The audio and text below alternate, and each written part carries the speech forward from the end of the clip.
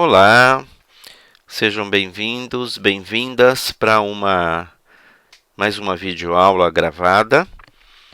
Nesta videoaula vamos falar sobre livros. Vocês viram que eu fiz uma pilha aqui de livros, né? O primeiro livro que eu quero comentar com vocês, é o Anarquistas Graças a Deus, da Zélia Gattai. Conversamos sobre esse livro, é um livro que eu tenho desde 85, né? Zélia Gattai, que era esposa do Jorge Amado, já falecida, ele também já falecido, e ela conta então a história da sua família, desde quando era criança, mais ou menos por volta de 1910, mais ou menos nessa época, em São Paulo, no centro de São Paulo. E é uma história, comentei que é uma história fascinante, deliciosa de ler. Tem uma série também. Eu sou apaixonado por essa série, porque sou descendente de italianos, então me vejo um pouco, fico imaginando que essas coisas todas podiam ter acontecido com a minha família, e tem muito a ver com a nossa cultura, com a nossa forma de ser, né? Tudo aquilo que a gente conversou nas aulas sobre paradigma, costumes familiares, família estendida ou ampliada, né? Como que as relações se dão o tempo todo, que as pessoas se influenciam, né? Isso aparece muito no livro da Zélia Gattai. Neste livro, ela tem uma coleção de livros, ela escreveu muitos livros antes de falecer, mas pego esse daqui para relembrar aqueles conceitos básicos de cultura, de paradigma, de forma de ver o mundo, de vizinhança, de sistema, de modelo ecológico, como que as coisas estão se influenciando o tempo todo, e vamos fazer um exercício prático, né, um desafiozinho aí para vocês que eu vou mandar, que vai ter a ver com trechos deste livro, tá bom? Não é um livro sobre direitos da criança e do adolescente, mas é um livro que quem gosta de ler deve ler porque é delicioso, tá? Outro livro que eu quero comentar com vocês, que tem muito a ver com a caminhada que a gente fez até aqui, é este livro da Mary Del Priore, História da Criança no Brasil. O livro da Mary Del Priore é um clássico. Mary Del Priore é uma das principais historiadoras que a gente tem no Brasil. Como vocês podem ver, é um livro organizado por ela, não é um livro só de textos da Mary Del Priore, mas ela faz aqui uma apresentação, mas tem os textos aí, não sei se vai dar para ler, mas tem uma série de textos escritos por outros estudiosos que trabalham junto com a Mary Del Priore, né? Esse livro ele traz conhecimentos muito claros e fidedignos, né, de aspectos que a gente viu nas nossas aulas, né, nos nossos encontros.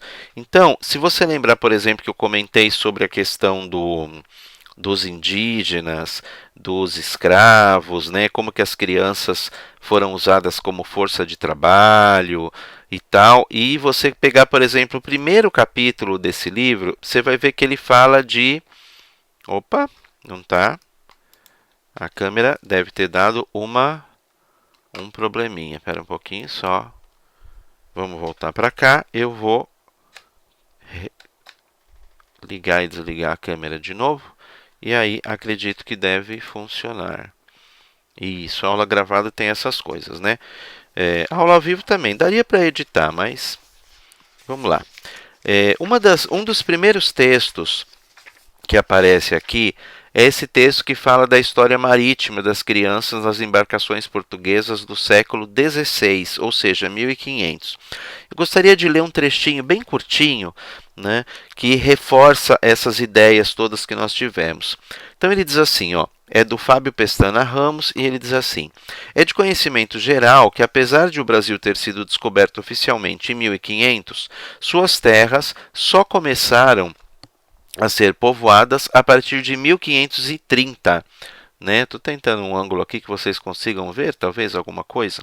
No entanto, poucos sabem que além dos muitos homens e das escassas mulheres que se aventuraram rumo à terra de Santa Cruz, nas embarcações lusitanas do século XVI, crianças também estiveram presentes à epopeia marítima. As crianças subiam a bordo somente na condição de grumetes ou pajens, como órfãos do rei, enviadas ao Brasil para se casarem com os súditos da coroa ou como passageiros embarcados, em companhia dos pais ou de algum parente. Então a gente vê que como os navios que a gente vê hoje, tinha aquela criança que participava da viagem junto com os pais, mas também grumetes ou pajens, são funções, né, na navegação. E aí, ou seja, de novo trabalho infantil, né? E aí ele vai dizer assim: em qualquer condição eram os miúdos, como os portugueses chamam as crianças, né, que mais sofriam com o dia a dia difícil em alto mar. A presença de mulheres era rara e muitas vezes proibida a bordo, e o próprio ambiente nas naus acabava por propiciar atos de sodomia que eram tolerados até pela Inquisição. Percebem a gravidade dessa informação? Não era pecado você abusar das crianças e adolescentes. Se você fosse uma bruxa, você ia para a fogueira, mas se você abusasse de crianças e adolescentes vindo do Brasil, de Portugal para o Brasil, a Inquisição te perdoava. Grumetes e pajens eram obrigados a aceitar abusos sexuais de marujos, rudes e violentos. Crianças, mesmo acompanhadas dos pais, eram violadas por pedófilos e as órfãos tinham que ser guardadas e vigiadas cuidadosamente a fim de manterem-se virgem, pelo menos até chegarem à coroa. Né? Então, mais uma vez, a gente tem aquela relação, aquela realidade, né, que nós conversamos um pouco aí nas nossas aulas. Agora eu queria mostrar uma gravura aqui para vocês, ó, vou tentar ficar paradinho para ver se vocês conseguem ver, né? Tentar achar o melhor ângulo aqui. Estou me sentindo um youtuber aqui hoje, mas sou um booktuber, né? Mas sou novato nessa função. Então uma gravura que tem no livro, dá para ver aí uma criança muito pequena, a mãe com uma cara aí meio de desespero, uma irmã mais velha também, e a morte levando a criança embora, né? E aí a legenda diz assim: em Portugal, como em toda a Europa moderna, a alta mortalidade infantil, representada pela ampulheta no canto direito da gravura, alimentava uma mentalidade de desapego à criança, tá? Tem uma ampulhetazinha aqui, ó, no cantinho, né? E vai mostrar que é uma questão de tempo, de passagem do tempo, né? Muito comum, acontecia o tempo todo, das crianças morrerem. É interessante que até hoje a gente tem essa realidade um pouco em alguns lugares do Brasil, meio que uma naturalização da morte da criança. A criança morre mesmo, né? Eu tenho um monte de filho, então se um morrer não tem tanto problema. Esse livro aqui é um livro para quem quer estudar, tá? Quem quer conhecer mesmo. Não é um livro para você ter no conselho, para você ficar pesquisando, mas é um livro para quem quer estudar e é um livro que é muito gostoso de ler. Todos os livros da Mary Del Priore, ela tem uma linguagem muito de romance, de quem está contando uma história, né? Tive a oportunidade de conhecê-la pessoalmente, é uma pessoa sensacional, né, em todos os aspectos, também nesse aspecto da literatura. Não é à toa que a maior historiadora do Brasil hoje em termos de publicações, tem mais de 30 livros publicados sobre muitos assuntos. O próximo livro, ao contrário do que eu falei antes, é um livro para você ter dentro do Conselho Tutelar. Eu sempre sugiro, é um livro caro, ele custa mais ou menos R$250, e eu sempre sugiro que o conselho, se não puder, cada conselheiro ter o seu, mas pelo menos que o conselho tenha um exemplar desse livro para consulta no dia a dia. Tá? É meio que um socorro aí. O objetivo da nossa formação é que você aprenda a se virar sem precisar de mim, né? Então, a grande questão desse livro, o grande mérito desse livro é que o nome dele é Comentários Jurídicos e Sociais. Então é um livro que, ao contrário da maioria dos livros que existem, que se chamam Estatuto da Criança Comentado, né, tem um monte com esse nome, de várias editoras, de vários autores, de grupos mais técnicos, menos técnicos. Mas a grande maioria traz comentários jurídicos, né? Então só a questão legal. Mas a gente viu que naquele desenho do paradigma, naquela questão do sistema, que a criança não está só dentro de uma questão legal, né? A criança tem uma questão social também, tem uma questão política. Então, o grande diferencial desse livro é que ele traz comentários não só jurídicos, mas também sociais, tá? E aí aquele livro para você abrir no momento em que você tem uma dúvida sobre uma determinada situação, né? E ele tem todos os artigos do Estatuto da Criança, né? E aí ele vai trazer comentários sobre sobre cada artigo, e esses comentários vão então ser muito longos e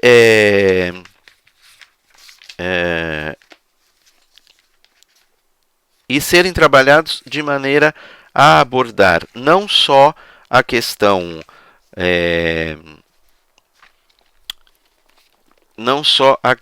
jurídica, mas também a questão social, né?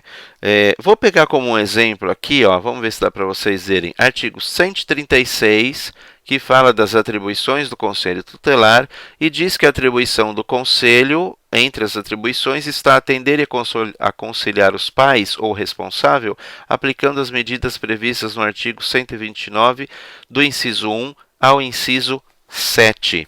Só para vocês terem uma ideia, né? Olha, aqui a gente tem uma meia página sobre esse item do artigo 136 e aqui mais um pedaço. Outros artigos, ó, no mínimo uma página de comentário ele tem. Claro que o interessante não é a quantidade, mas é a qualidade, mas serve para a gente ter uma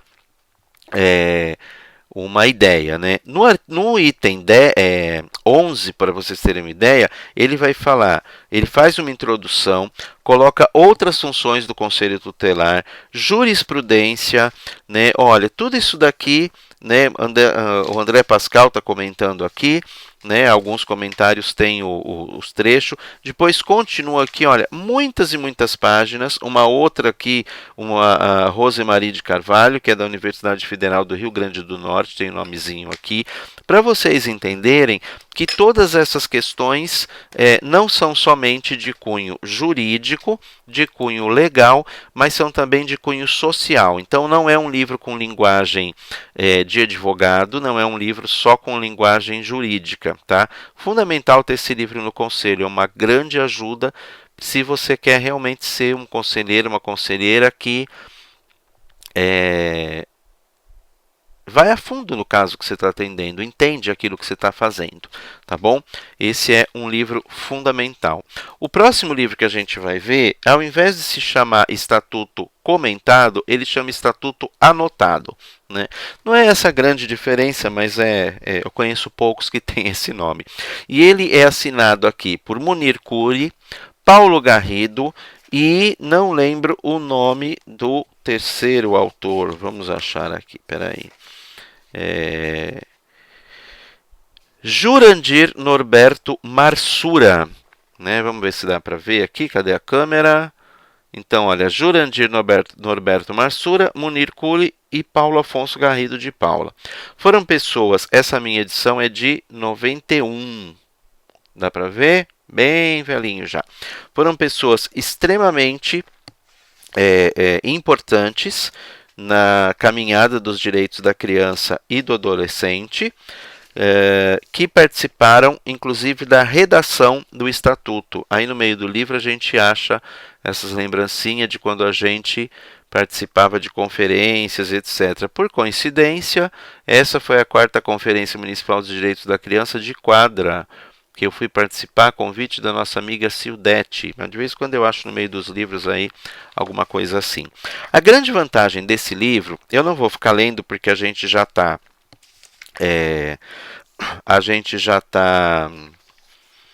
com 15 minutos de aula, mas a grande vantagem desse livro, eu vou mostrar rapidinho aqui, olha.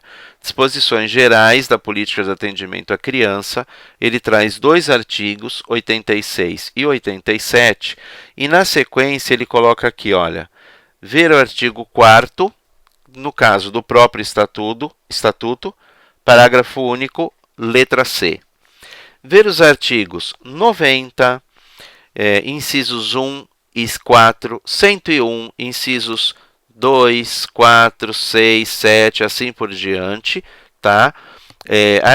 Também o artigo 203 da CF, Constituição Federal. Então, a grande sacada desse livro, a grande ajuda que esse livro traz para a gente, mesmo ele sendo um livro antigo, é fazer a relação entre o Estatuto e outras leis que nos ajudam a garantir os direitos da criança e do adolescente previstos no Estatuto. Então, o papel do Conselho Tutelar é garantir os direitos previstos no Estatuto, mas ele não precisa se utilizar só do Estatuto para garantir esses direitos. Tá? Vou dar um último exemplo aqui. No comentário do artigo 26, os filhos havidos fora do casamento, ele vai falar, por exemplo, do parágrafo do artigo 357, não sei se vai dar para ver, parágrafo único do CC, Código Civil. Tá? Então, é um livro interessante porque ele vai fazendo esta relação entre Estatuto da Criança, Código Civil, Código Penal, Lei de Diretrizes e Bases da Educação, Lei Orgânica da Assistência Social e assim por diante. E o último, que esse é novidade para todo mundo, porque eu acabei não comentando nem no dia que nós fizemos a nossa aula em tempo real, que é o Estatuto da Criança e do Adolescente anotado, pegar uma água aqui, e interpretado. As pessoas vão buscando aí nomes, né, para diferenciar um pouco. Estou tentando esconder de vocês que ele tem uns comidos de cupim. Aqui teve um ataque de cupins na minha casa. Mas as pessoas vão buscando aí nomes diferenciados, né? Então, ao invés de ser comentado ou somente interpretado, é anotado e interpretado. Esse livro, ele é assinado pelo Murilo José de Giacomo e pela esposa dele, Ildeara de Amorim de Giacomo. A Ildeara é uma pessoa que aparece pouco, né? Ela ajudou a fazer o livro, mas ela aparece pouco. O Dr. Murilo, ao contrário, é um dos maiores palestrantes do Brasil sobre Estatuto da Criança e do Adolescente. Qualquer coisa que vocês encontrarem em internet, em qualquer lugar, né? Assinada pelo Murilo José de Giacomo, vocês podem ler sem medo, podem tomar como referência sem medo, porque é uma pessoa extremamente competente, extremamente comprometida, extremamente moderna, atualizada, tá? Esse livro aqui, como os outros, ele faz comentários, né? Então, olha, cada um segue um esquema, né? Ele põe todo o artigo 94, vamos ver se dá para ver aqui, né? Depois vocês me digam se essa coisa de ficar mostrando, mexendo, assim, incomoda muito. Mas ele põe todo o artigo 94, com todos os vários incisos, né? E depois ele vem fazendo vários comentários, ó. Todos esses numerinhos aqui são comentários. E aí ele também faz um pouco a relação com outras leis. Ó. Esse 390 aqui, ele está dizendo assim,